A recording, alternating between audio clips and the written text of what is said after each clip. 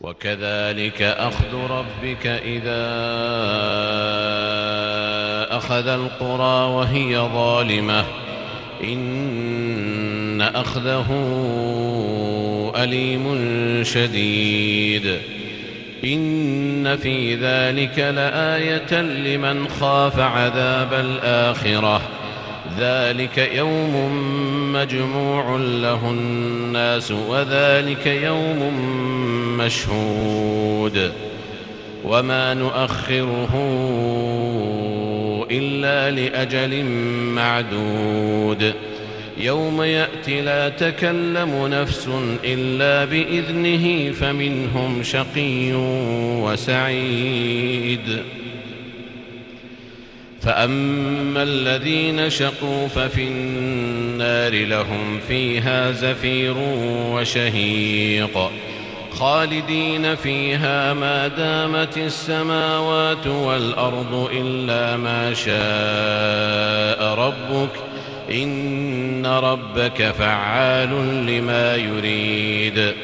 وأما الذين سعدوا ففي الجنة خالدين فيها ما دامت السماوات والأرض إلا ما شاء ربك عطاء غير مجذوذ. فلا تك في مرية مما يعبد هؤلاء ما يعبدون إلا كما يعبد آباؤهم من قبل وإنا لموفوهم نصيبهم غير منقوص. ولقد آتينا موسى الكتاب فاختلف فيه ولولا كلمة سبقت من ربك لقضي بينهم وإنهم لفي شك منه مريب. وإن كلا لما ليوفينهم ربك أعمالهم إنه بما يعملون خبير.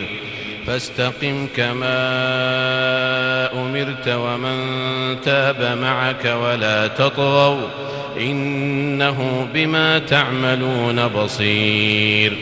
ولا تركنوا إلى الذين ظلموا فتمسكم النار وما لكم من دون الله من أولياء ثم لا تنصرون. وأقم الصلاة طرفي النهار وزلفا من الليل إن الحسنات يذهبن السيئات ذلك ذكرى للذاكرين. واصبر فإن الله لا يضيع أجر المحسنين. فلولا كان من القرون من قبلكم أولو بقية ينهون عن الفساد في الأرض إلا قليلا ممن أنجينا منهم واتبع الذين ظلموا ما أترفوا فيه وكانوا مجرمين. وما كان ربك ليهلك القرى بظلم وأهلها مصلحون. ولو شاء ربك لجعل الناس أمة واحدة ولا يزالون مختلفين إلا من رحم ربك ولذلك خلقهم وتمت كلمة ربك لأملأن جهنم من الجنة والناس أجمعين.